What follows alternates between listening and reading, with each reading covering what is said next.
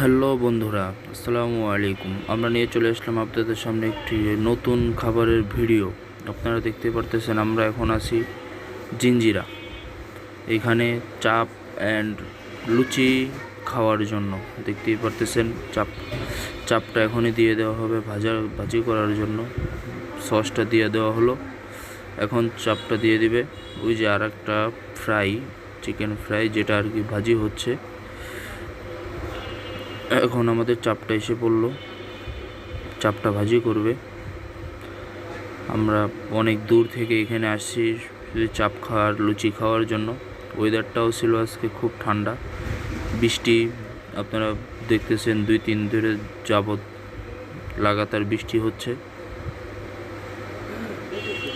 এটা খুবই স্বাদের।